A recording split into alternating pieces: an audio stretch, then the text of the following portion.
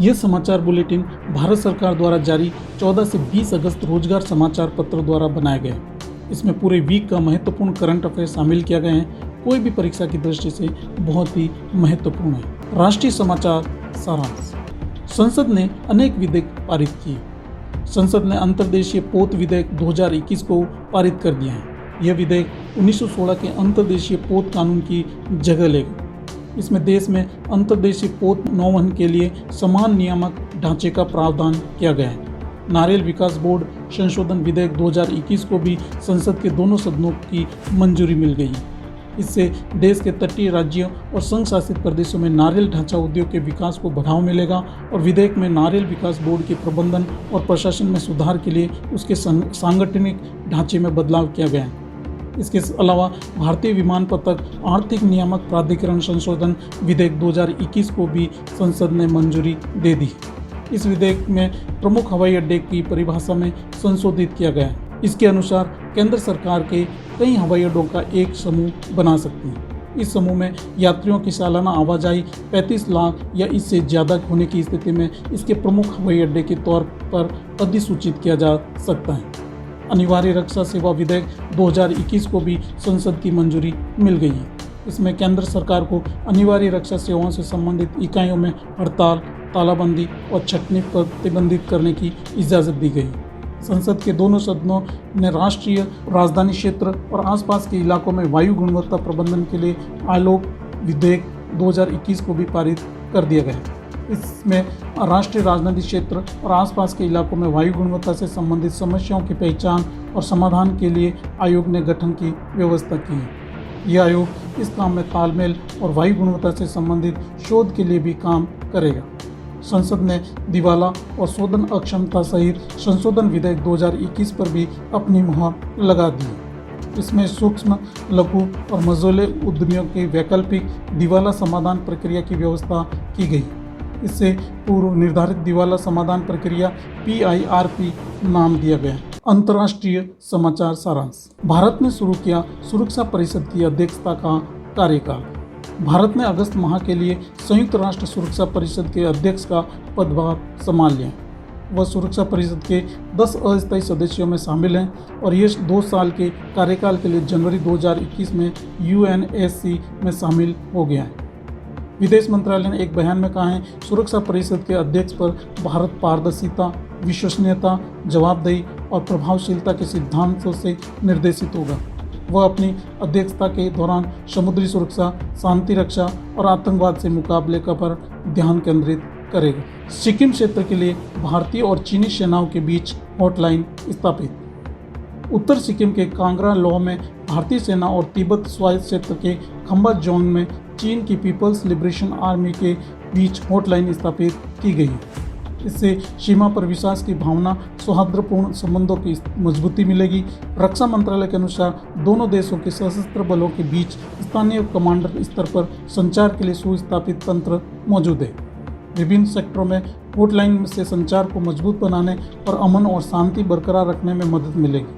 इस हॉटलाइन के 1 अगस्त को हुए उद्घाटन समारोह में दोनों सेनाओं के स्थानीय कमांडर मौजूद थे। हॉटलाइन के जरिए मैत्री और सौहार्द के संदेशों का आदान प्रदान किया गया। म्यांमार सेना प्रमुख ने स्वयं को प्रधानमंत्री नियुक्त कर 2023 तक चुनावों का वादा किया। म्यांमार में सेना प्रमुख जनरल मिन आंग लाइंग ने नवगठित कामचलाऊ सरकार में प्रधानमंत्री की भूमिका संभाल ली। जनरल लॉन्ग ने टेलीविजन पर प्रसारित अपने भाषण में अगस्त 2023 तक बहुदलीय चुनाव कराने और आपातकाल हटाने पर आश्वासन दिया। म्यांमार में 1 फरवरी को आंग सान सू की नवनिर्वाचित सरकार के खिलाफ सेना की कार्रवाई के बाद आपातकाल लगा दिया था। उस समय से सरकार का दायित्व राजकीय प्रशासन परिषद की संभाल रही थी। अर्थव्यवस्था समाचार सारांश। प्रत्यक्ष लाभ हस्तांतरण मजबूत करने के लिए ई-रूपी की शुरुआत की गई। सरकार ने नकदी और संपर्क रहित डिजिटल भुगतान के लिए ई-रूपी की शुरुआत की। प्रधानमंत्री श्री नरेंद्र मोदी ने इसका शुभारंभ करते हुए कहा कि देश डिजिटल शासन को एक नया आयाम दे रहा है। ई-रूपी प्रत्यक्ष लाभ हस्तांतरण DBT को मजबूत बनाने में महत्वपूर्ण भूमिका निभाएगा। उन्होंने कहा कि केंद्र सरकार 300 से ज़्यादा योजनाओं को DBT के जरिए गरीबों तक पहुंचा रही है। श्री मोदी ने कहा है कि ई-रूपी वाउचर व्यक्ति और उद्देश्य लक्षित होंगे। इनसे ये सुनिश्चित किया जाएगा कि ये वाउचर का लाभ लक्षित सेवा के लिए उत्पन्न किया जाए। उन्होंने कहा कि अगर कोई संगठन इलाज, शिक्षा या किसी अन्य काम में जनता की मदद करना चाहता है तो वह नकदी की जगह ई-रूपी दे सकेगा। ई-रूपी लाभार्थी को उसके मोबाइल नंबर पर QR कोड या SMS श्रृंखला के रूप में प्रदान किया जाएगा। भारत और विश्व बैंक ने बांध सुरक्षा परियोजना पर दस्तखत किए। भारत और विश्व बैंक ने मौजूदा बांधों को सुरक्षित और मजबूत बनाने के लिए $25 करोड़ की एक परियोजना पर दस्तखत किए गए हैं। दीर्घकालिक बांध सुरक्षा कार्यक्रम के लिए परियोजना में भारत सरकार, केंद्रीय जल आयोग, 10 भागीदार राज्यों और विश्व बैंक के अधिकारियों ने हस्ताक्षर किए। इस परियोजना को छत्तीसगढ़, गुजरात, केरल, मध्य प्रदेश, महाराष्ट्र, मणिपुर, मेघालय, उड़ीसा, राजस्थान और तमिलनाडु के लगभग 120 बांधों में लागू किया जाएगा। राष्ट्रीय स्तर पर इस परियोजना का क्रियान्वयन केंद्रीय जल आयोग करेगा। भारतीय सीमा शुल्क अनुपालन सूचना पोर्टल शुरू। सरकार ने भारतीय सीमा शुल्क अनुपालन सूचना पोर्टल का 4 अगस्त को शुभारंभ किया गया है। इस पोर्टल पर सीमा शुल्क की सभी प्रक्रियाओं और नियामक अनुपालन के बारे में जानकारी मुहैया कराई जाएगी। केंद्रीय अप्रत्यक्ष कर और सीमा शुल्क बोर्ड CBIC के अनुसार इस पोर्टल पर लगभग 12,000 वस्तुओं को शामिल किया जाएगा। इससे व्यापारियों और अन्य इच्छुक व्यक्ति आयात और निर्यात के लिए सीमा शुल्क की कानूनी और प्रक्रियात्मक आवश्यकताओं के बारे में अद्यतन सूचनाएं हासिल कर सकेंगे। पोर्टल सीमा शुल्क के दायरे में आने वाली सभी वस्तुओं के लिए आयात और निर्यात से संबंधित जरूरतों की पूरी जानकारी मुहैया कराई जाएगी। खेल समाचार सारांश। टोक्यो ओलंपिक का समापन 7 मेडल के साथ भारत का अब तक का सबसे सर्वश्रेष्ठ प्रदर्शन। 23 जुलाई से शुरू हुए टोक्यो ओलंपिक का 8 अगस्त को समापन हो गया है। भारत ने टोक्यो ओलंपिक में कुल 7 मेडल जीते हैं, जो कि एक ओलंपिक में उसका सर्वश्रेष्ठ प्रदर्शन है। भारत के लिए नीरज चोपड़ा ने जेवलिन थ्रो में गोल्ड, मीराबाई चानू ने वेट लिफ्टिंग में सिल्वर, रवि दहिया ने कुश्ती में सिल्वर, PV सिंधु ने बैडमिंटन में ब्रॉन्ज, लवलीना बारगोहेन ने मुक्केबाजी में ब्रॉन्ज, बजरंग पुनिया ने कुश्ती में ब्रॉन्ज, पुरुष हॉकी टीम ने ब्रॉन्ज मेडल जीता है। ओलंपिक में नीरज चोपड़ा ने जेवलिन थ्रो में स्वर्ण पदक जीतकर रचा इतिहास। ओलंपिक में भारतीय एथलीट नीरज चोपड़ा ने जेवलिन थ्रो में स्वर्ण पदक जीतकर इतिहास रच दिया। इसके साथ ही नीरज चोपड़ा ओलंपिक की व्यक्तिगत प्रतिस्पर्धा में सोने जीतने वाले यानी गोल्ड मेडल जीतने वाले इतिहास के सिर्फ दूसरे और एथलीट में यह कारनामा करने वाले भारतीय एथलीट बन गए। नीरज ने अपनी पहले ही थ्रो में 87.03 मीटर दूर भाला फेंका, जबकि पहले राउंड की दूसरी कोशिश में नीरज के भाले ने 87.58 मीटर की दूरी मापी थी। तीसरे प्रयास में नीरज ने 76.79 मीटर दूर भाला फेंका। नीरज शुरुआत से लेकर खत्म होने तक एक बार भी नंबर 1 पायदान से नीचे नहीं फिसले। रवि कुमार दहिया ने जीता कुश्ती में रजत पदक। जाने माने पहलवान रवि कुमार दहिया ने टोक्यो ओलंपिक में कुश्ती की 57 किलोग्राम फ्री स्टाइल स्पर्धा में रजत पदक जीतकर भारत का गौरव बढ़ाया। दहिया मौजूदा विश्व चैंपियन रूसी ओलंपिक समिति के जावूर उग्युए से खिताबी मुकाबले में 4-7 से मात खा गए थे। भारतीय पुरुष हॉकी टीम ने कांस्य पदक जीत बनाया ओलंपिक में इतिहास। भारतीय पुरुष हॉकी टीम ने 41 साल बाद ओलंपिक पदक जीतकर इतिहास कायम किया है।